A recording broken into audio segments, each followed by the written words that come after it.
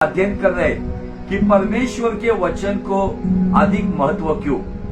और उसके लिए हमने जो वचन चुना है और वो वचन है भजन संहिता 138 और वचन 2। इस वचन के अनुसार बाइबल कहती है, दाऊद वहां पर कहता है कि परमेश्वर, मैं तेरे पवित्र मंदिर की ओर मुड़कर मैं तुझे दंडवत करूंगा और तेरी करुणा और सच्चाई के कारण मैं तेरे नाम को धन्यवाद दूंगा, क्योंकि तूने अपने बड़े नाम से अधिक अपने वचन को अधिक महत्व दिया है। दाऊद जो परमेश्वर का एक ऐसा बादशाह, एक ऐसा राजा इस दुनिया में होकर गया, यीशु मसीह को दाऊद की संतान बोलकर भी पुकारते थे। दाऊद का और परमेश्वर के साथ जो रिश्ता था, इतना गहरा रिश्ता था, इसलिए दाऊद ने अपने भजन में परमेश्वर के गहरे प्रकाशन को प्रकट किया। परमेश्वर के गहरे प्रकाशन वही व्यक्ति प्रकट कर सकता है जो परमेश्वर के दिल के करीब है। अगर आप किसी व्यक्ति का अगर कुछ बातें अगर आप समझते हो, अगर उसकी इच्छा को समझते हो, तो इसका मतलब उस व्यक्ति के आप करीबी होते हो। आज की डेट में, आज हमारे रिश्ते नाते में हम देखते हैं उस व्यक्ति को हम अधिक जानते हैं जो हमारे करीब होते हैं। वैसे ही दाऊद ने ये भजन संहिता 138:2 में जो प्रकाशन हमें दिया है कि परमेश्वर ने अपने बड़े नाम से अधिक अपने वचन को अधिक महत्व दिया है। इसका मतलब दाऊद हमें एक एंगल से एक बात बताना चाहता है कि परमेश्वर के लोगों अपने जीवन में धन, दौलत, परिवार, ज्ञान, बिजनेस, मिनिस्ट्री, इन सभी बातों से अगर आप यीशु पे ईमान रखते हो तो आपको भी आपके जीवन में वचन को अधिक महत्व देना होगा। और हम इसी विषय पर एक लंबा अध्ययन कर रहे हैं। अब ये विषय में हम डीप में जा रहे हैं। अब आज से हम एक कैरेक्टर देखने वाले हैं। कैरेक्टर वाइज हम परमेश्वर के वचन को तुलना करते हुए हम हर एक कैरेक्टर को देखेंगे जिसके द्वारा परमेश्वर हमें आशीषित करेगा। हालेलुया। वचन क्या करा है? वचन का उद्देश्य क्या है? What is the purpose behind word of God? वो पर्पस हमें दूसरा पत्रस उसका पहला अध्याय और वचन 4 में दिखता है। तो क्या है परमेश्वर के वचन का उद्देश्य? वचन में 4 बातें, गौर से सुनो। वचन में आज्ञा है, वचन में प्रतिज्ञा है, वचन में परमेश्वर का काम है, वचन में परमेश्वर की इच्छा है। जब वचन आता है कभी वो आज्ञा के स्वरूप में आता है कि उस आज्ञा का हम आज्ञाकारी बच्चे बनकर उसका पालन करें। कभी वो वचन हमने अच्छी तरीके से आज्ञा पालन किया, उसके काम को पूरा किया, उसकी इच्छा को पूरा किया, तब जाकर वो हमें प्रतिज्ञा देता है, वाचा बांधता है कि तूने ये काम किया है, मैं तेरे हजारों पीढ़ियों को आशीषित करूंगा। हालेलुया। वचन में खुदा का काम है। जो वचन में खुदा के काम को अपने जीवन में समझता है, क्योंकि प्रभु का कलाम कहता है आइज़िया 55:12 में, खुदा का कलाम में खुदा का काम और खुदा की मर्जी है। आज ये 4 बातें हमको समझनी होगी। और आइए वचन के पीछे का जो मकसद है वो मकसद को हम समझ लेते हैं। दूसरा पत्रस पहला अध्याय वचन 4, जिनके द्वारा उसने हमें बहुमूल्य और बहुत ही बड़ी प्रतिज्ञाएं दी है। पवित्र शास्त्र के द्वारा परमेश्वर ने हमें बहुत ही बड़ी और प्रतिज्ञा दी गई है, हमें बहुमूल्य प्रतिज्ञा दी गई है, ताकि इनके द्वारा तुम उस सड़ाहट से छूटकर, किसके द्वारा? किसी के सर पे हाथ रखने के द्वारा हम सड़ाहट से नहीं छूटेंगे।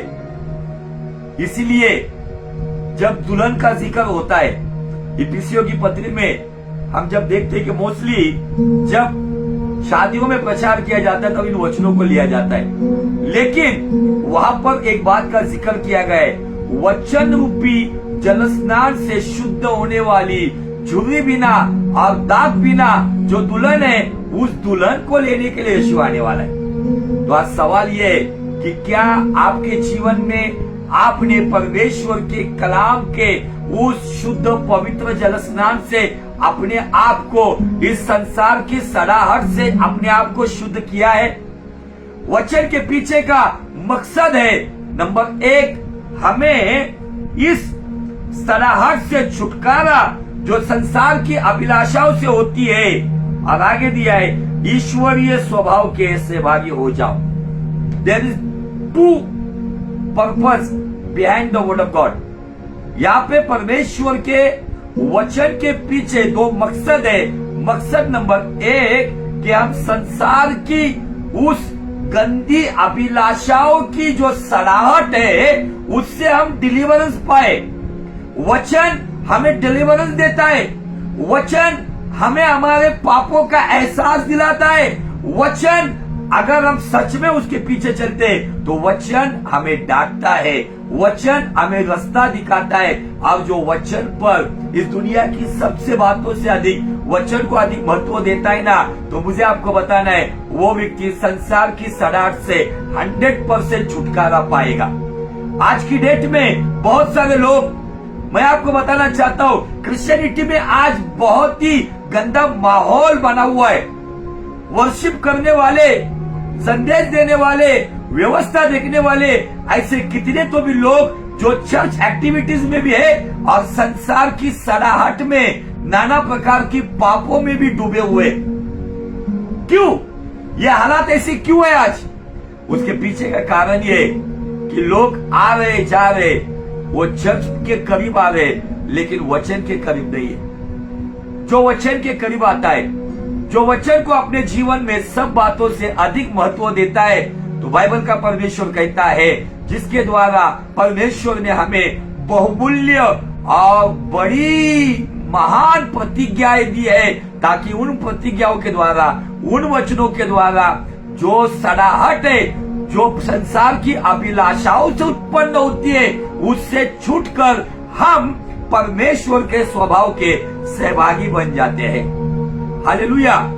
Deliverance and partakers.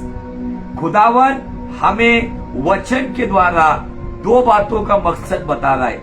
नंबर 1, अगर हमारे जीवन में हमने सबसे अधिक, अपने जीवन से अधिक, अपनी धन दौलत से अधिक, परिवार से अधिक, बड़ी मिनिस्ट्री से अधिक, अभिषेक से भी अधिक, अगर हम वचन को अधिक महत्व देते हैं ना, तो वचन हमें कदम कदम पर संसार की अभिलाषाओं की सड़ाहट से छुटकारा देता है और कदम कदम पर हमारे जीवन से यीशु मसीह के स्वभाव को प्रकट करते हुए दुनिया को दिखाता है कि हाँ, ये व्यक्ति, इसके अंदर मुक्तिदाता यीशु पवित्र परमेश्वर निवास करता है।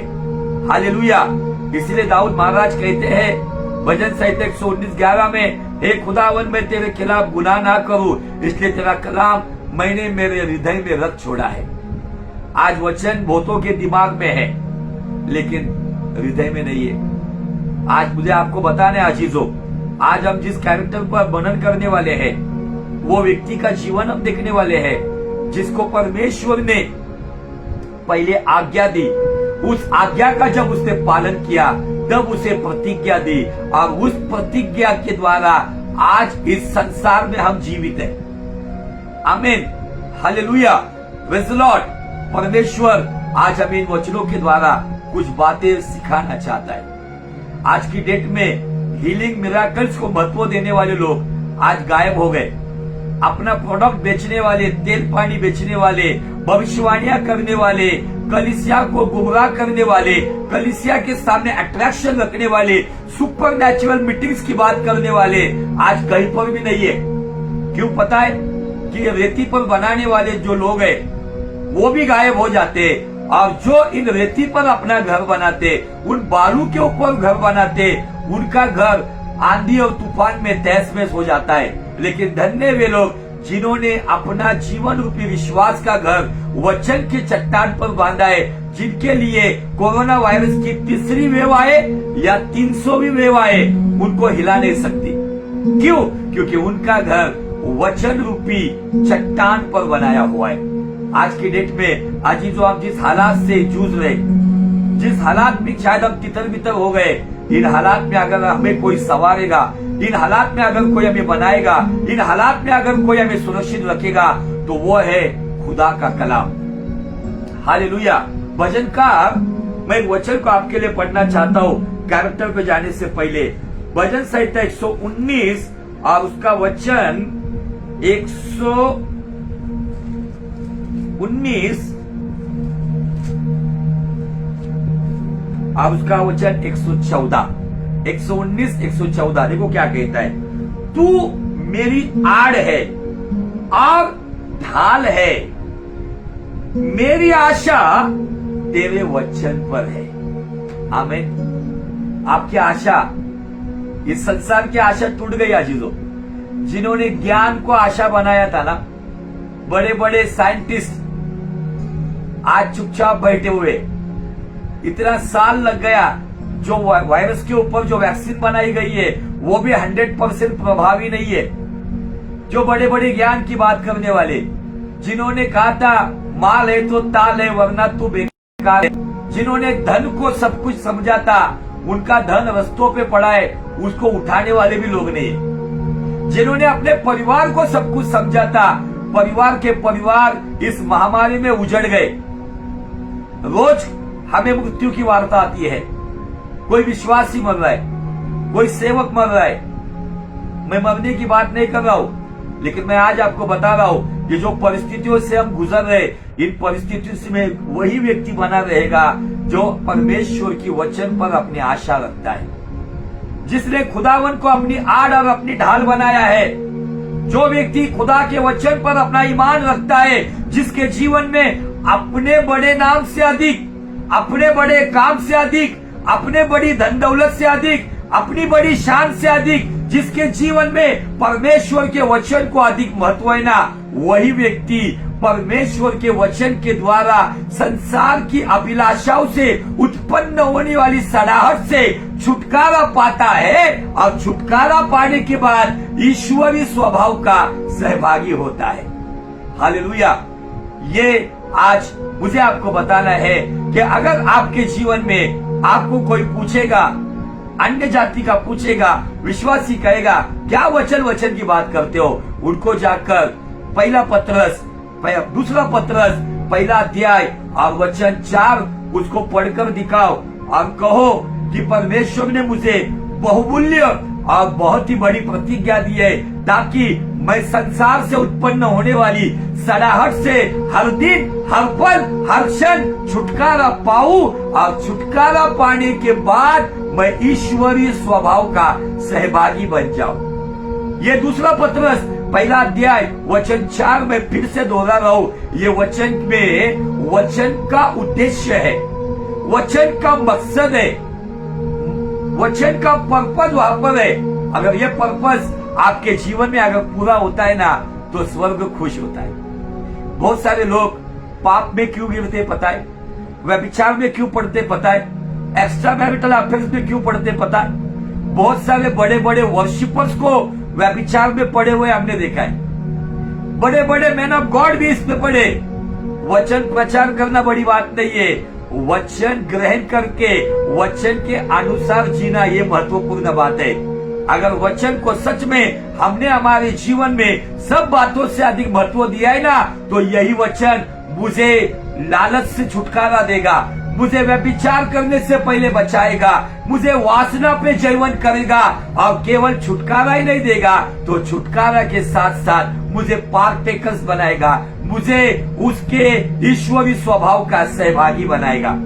अगर आप आपके जीवन में, अगर इन परिस्थितियों में अगर आप वचन को अधिक महत्व देते हो, आप कहेंगे क्या वचन क्या आप डंका पीट रहे हो, इधर खाने के लिए नहीं है, इधर पीने के लिए नहीं है, इधर हालात बिगड़े हुए, घर में अनाज नहीं है, आप क्या वचन की बात करते हो। मैं बताना चाहता हूं आपको, वचन में 4 बातें, वचन में आज्ञा है, वचन में प्रतिज्ञा है, वचन में काम है, वचन में इच्छा है। ये चारों बातें हमें परमेश्वर की ओर से आती है। जब वचन की आज्ञा का पालन करते तब हमें प्रतिज्ञा दी जाती है। जब प्रतिज्ञा को देखकर हम खुदा के काम में वफादार होते, तब हम परमेश्वर की इच्छा पूरी करते हुए हमारे जीवन से इस संसार को परमेश्वर का दर्शन देते हैं।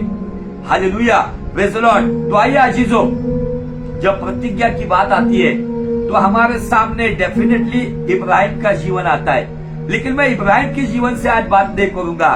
तो मैं आज आपको जिसके बारे में खुद परमेश्वर ने कहा कि संसार में एक ही धर्मी मुझे दिखता है, और वो है नोहा। नोहा के जीवन से आज हम कुछ बात देखने वाले हैं। नोहा आज हमारे जीवन से बात करने, भले ही नोहा इस संसार से हजारों साल पहले प्रभु में सो गया, लेकिन अगर आप इब्रानी का 12 अध्याय और वचन 1 को पढ़ेंगे ना, वहां पे दिया है हम इतने बड़े गवाहों के बादल से घिरे हुए हैं, इसलिए अपने जीवन का उलझाने वाला पाप और वो सभी प्रकार की उलझन करने वाली बातों को अगर हम डाल देंगे तो हम नई दौड़ पर दौड़ेंगे। आज के जीवन में हम ऐसे गवाहों के बादल से घिरे हैं, उसमें से हमारे साथ आज नू बाबा बात करेंगे। नू के जीवन से हम देखेंगे नू ने आज्ञा पालन की, तब उसे प्रतिज्ञा मिली, और उसी प्रतिज्ञा को देखते हुए आगे जाके इब्राहिम परमेश्वर के पीछे चला। आइए कुछ बातें हम नू के जीवन से देखेंगे, कैसे नू ने आज्ञा पालन किया, कैसे नू को प्रतिज्ञा मिली, नू ने कैसे धीरज रखा, और नू को कौन सा किताब मिला, नू कैसे परमेश्वर के ईश्वरीय स्वभाव का सहभागी हुआ। आज इन बातों के ऊपर अपना पूरा ध्यान हम लगाएंगे। तो आइए चलते हम उत्पत्ति के किताब में, जिसका 6वां अध्याय और वचन 8 में कहा गया है। उसके पहले परमेश्वर कहता है कि मैंने मनुष्य की बुराई पृथ्वी पर बढ़ते हुए देखा है, जीव जंतु प्राणी भी पाप कर रहे, लेकिन साथ 8 वचन में जब सारी कायनात की तुलना जब नू से करता है तो बाइबल कहती है परंतु यहोवा के अनुग्रह की दृष्टि नू पर बनी रहे। हालेलुया। नू की वंशावली यह है, नू धर्मी पुरुष और अपने समय के लोगों में खरा था, और नू परमेश्वर ही के साथ साथ चलता था। हालेलुया। आप इन 8 और 9 वचन की ओर अगर ध्यान लगाएंगे तो यहाँ पर नू के बारे में बाइबल कहती है कि नंबर 1, नू के ऊपर परमेश्वर की अनुग्रह की दृष्टि बनी रही। कौन सी दृष्टि? अनुग्रह की दृष्टि। नंबर 2, यहाँ पे एक बात दिखती है, परमेश्वर कहता है सारी वंशावली में, सारे लोगों में, पृथ्वी पर जो लोग हैं उन पुरुषों में नू धर्मी पुरुष है। नंबर 2। नंबर 3 में परमेश्वर कहता है अपने समय के लोगों में नू अपराइट था, खरा व्यक्ति था। नंबर 4 में वो कहता है नू परमेश्वर ही, ऐसा लगा ही, परमेश्वर ही के साथ। आज की डेट में ना बहुत सारे मिक्सचर स्वरूप के लोग दिखते हैं, जो कुछ समय के लिए बहुत आत्मिक होते हैं, लेकिन जैसे उस आत्मिक क्षेत्र से बाहर जाते ना, उतने ही बड़ी पैमाने पे वो संसारिक बन जाते। आज लोग डुप्लीकेट लाइफ जीते, लेकिन नू के बारे में जो चौथी बात का जो जिक्र किया गया है, या नू की यह चौथी गवाही क्या कहती है कि नू उस संसार में ऐसे भी लोग थे, मौज मजा करने वाले लोग थे, अपनी मनमानी करने वाले लोग थे, लेकिन बाइबल कहती है नू परमेश्वर ही के साथ साथ चलता था। अनुग्रह की दृष्टि पाने वाला धर्मी व्यक्ति है, ये किताब पाने वाला, खराई से चलने वाला, और चौथी बात परमेश्वर ही के साथ, दुनिया के साथ नहीं, संसार के साथ नहीं, रिश्ते नातों के साथ नहीं। कभी कभी हम लोग रिश्ते नातों के साथ बहुत चलते, और कभी कभी रिश्ते नातों को खुश करने के पीछे हम हमारे सच्चे रिश्तेदार परमेश्वर को भूल जाते। कभी कभी हमारे सांसारिक रिश्ते नातों को खुश करने के लिए कभी कभी हम स्वर्गीय रिश्तेदार जो हमारा परमेश्वर पिता है, यीशु महाराज है, उसको हम कभी कभी दुखित करते या शोकित करते। लेकिन नू के बारे में मुझे बहुत अच्छा लगता है जब ये 4 बातें मुझे पवित्र आत्मा जब बताता है। नू को देखकर मुझे ये जो चार बातें दिखती है, नूह के अंदर परमेश्वर की आज्ञा थी, नूह के अंदर परमेश्वर की प्रतिज्ञा थी, नूह के अंदर परमेश्वर का काम था, नूह के अंदर परमेश्वर की इच्छा थी। ये चार बातें इसमें हमें दिखती है।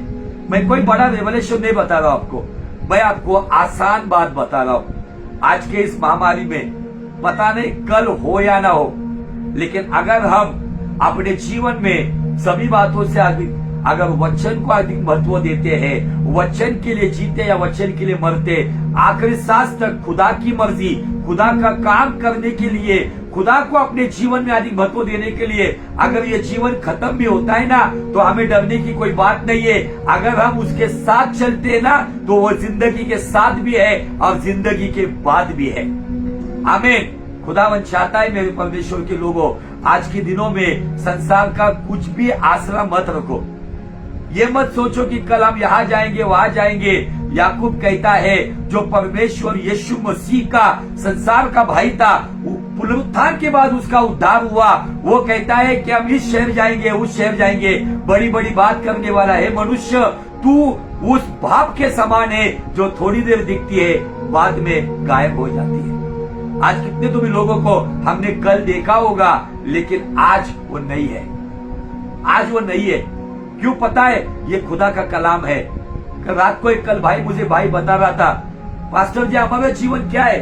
अगर ऐसे सेवक लोग भी प्रभु में सो गए, मैंने उनको कहा, अगर आपकी दृष्टि में वो सेवक है, खुदा की दृष्टि में अगर वो सेवक है, ऐसे लोग प्रभु में विलीन हो गए, तो हमारे जैसे लोगों का क्या? हमें कितना खुदा के साथ वफादार होना होगा, हमें कितना पवित्र जीवन जीना होगा।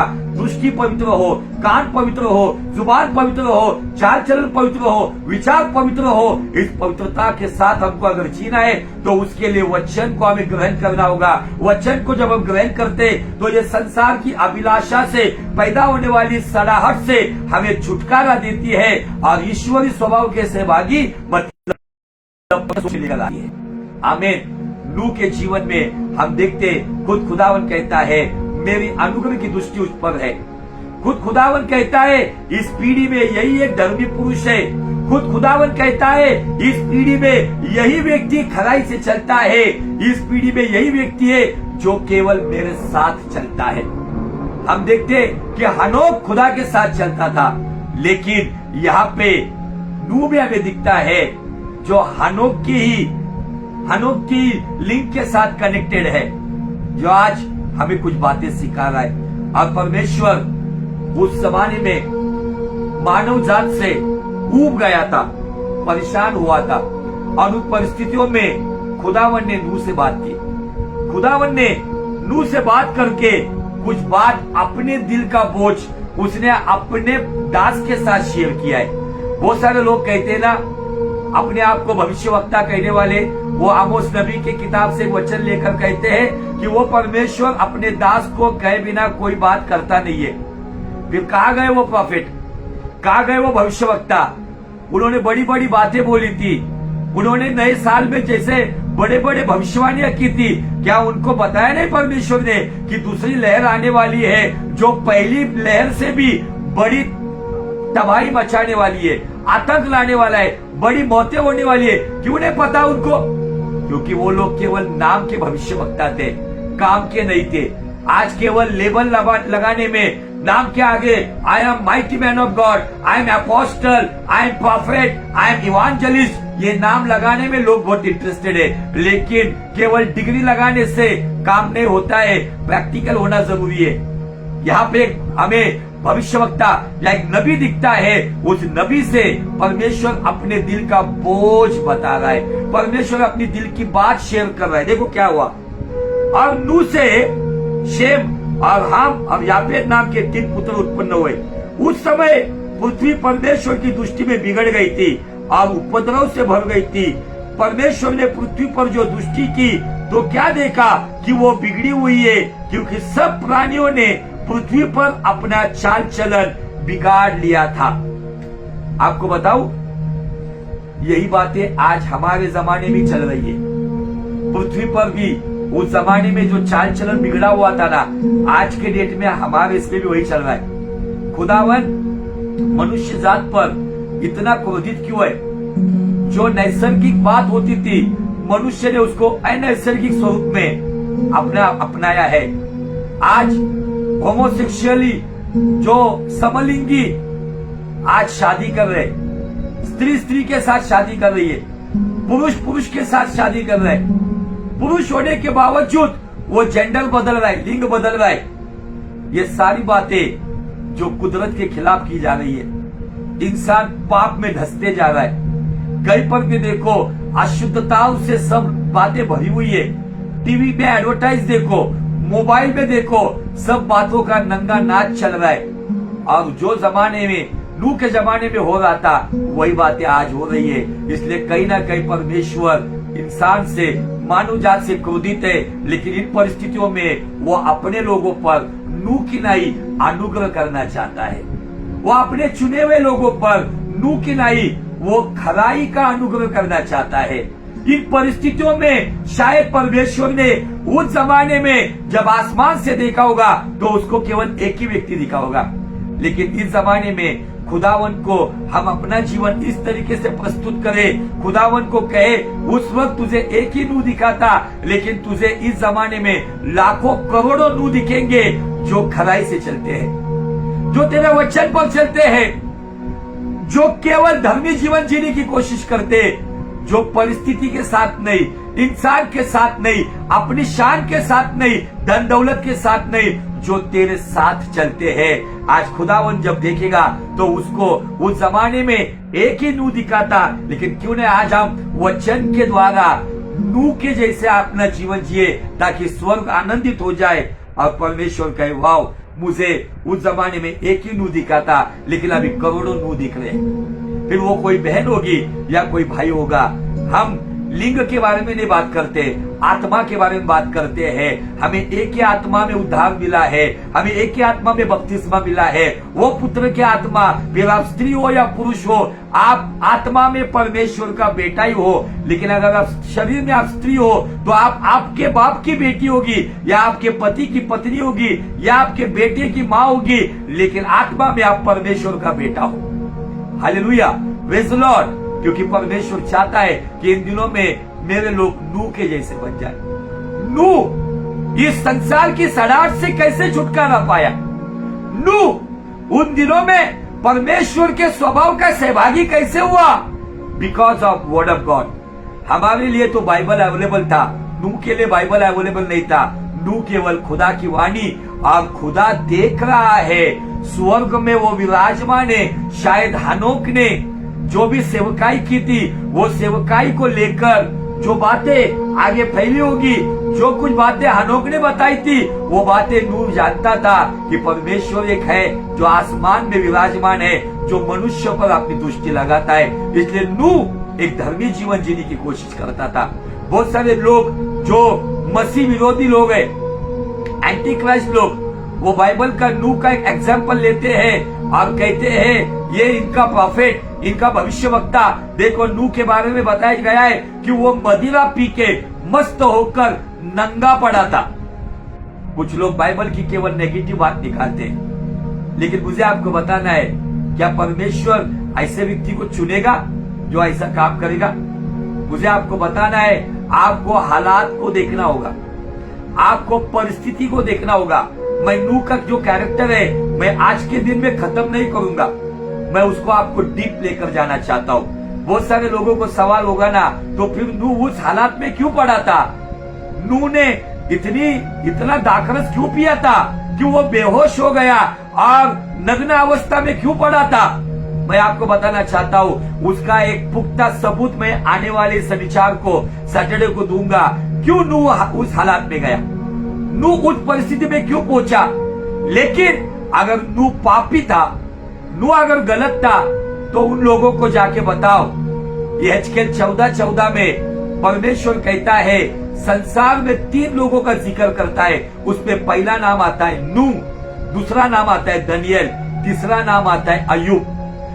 परमेश्वर कहता है दनियल 14:14 और दनियल 14:20 में, अगर संसार में ये 3 लोग भी होंगे ना, वो अपने धर्म के काम से बचाए जाएंगे। इसका मतलब क्या है?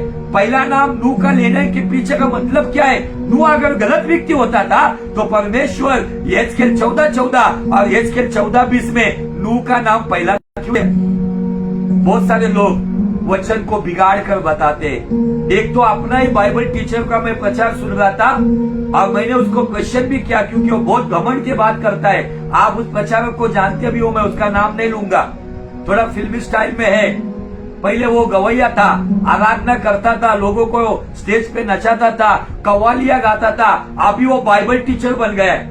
एकदम अच्छा सेटअप लगा के पीछे टीवी वीवी लगाकर पूरा एकदम ऑफिशियल लेवल पे आता है और बाइबल के एक सब्जेक्ट लेकर आता है। कुछ सब्जेक्ट सुनने के बाद हंसी आती है उस व्यक्ति की। उस व्यक्ति ने कहा नू उस जमाने का फेल्यूलर प्रीचर है, हारा हुआ प्रचारक है, अयशस्वी प्रचारक है।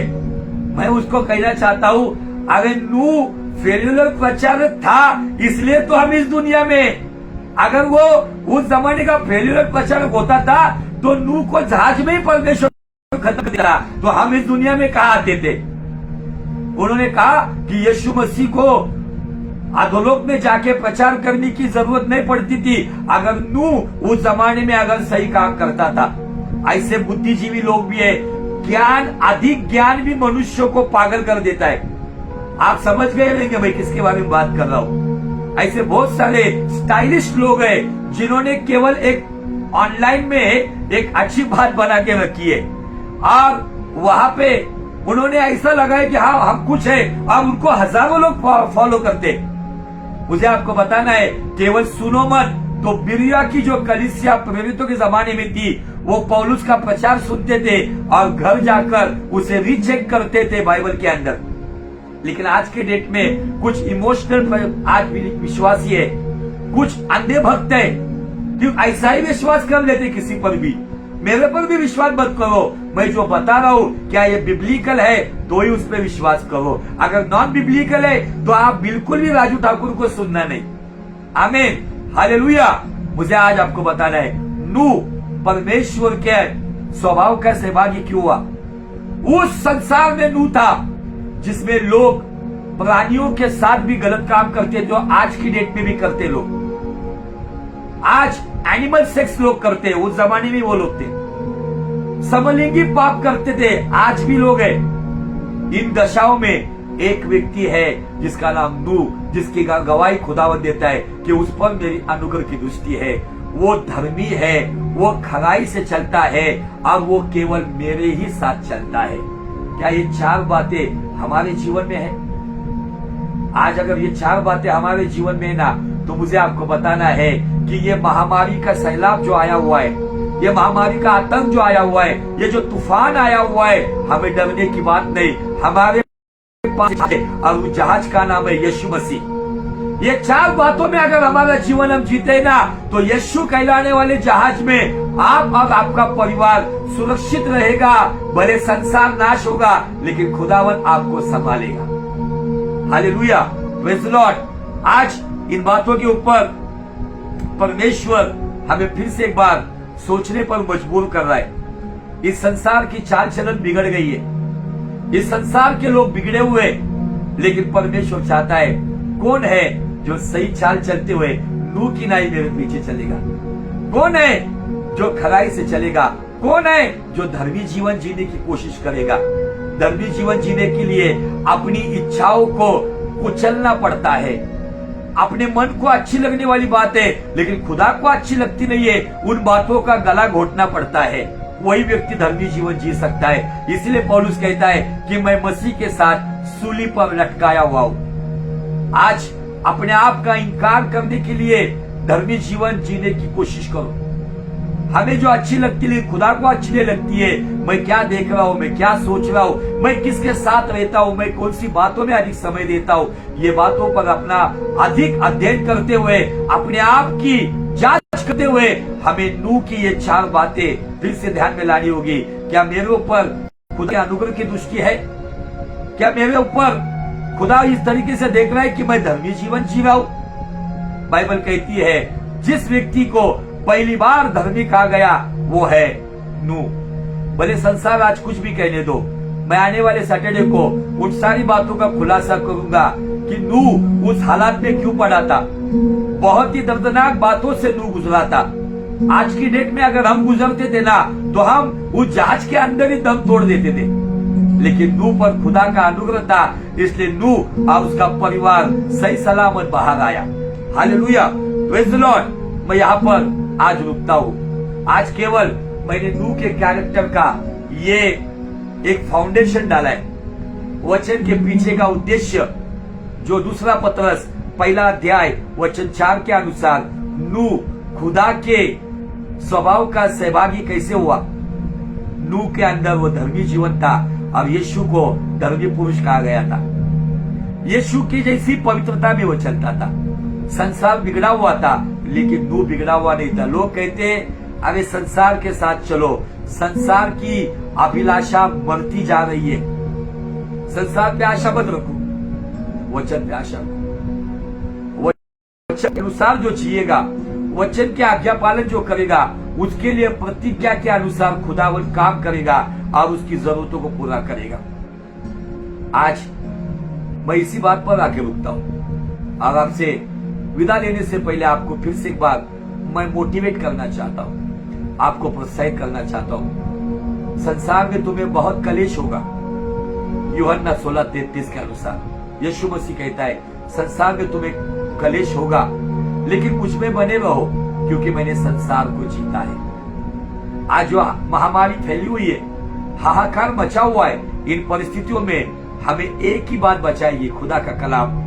केवल बायहाड़ करने से नहीं, उसके अनुसार चलने के लिए। वो आदि में वचन था, वचन परमेश्वर के संग था, सब कुछ वचन के द्वारा हुआ और वो वचन यीशु मसीह है।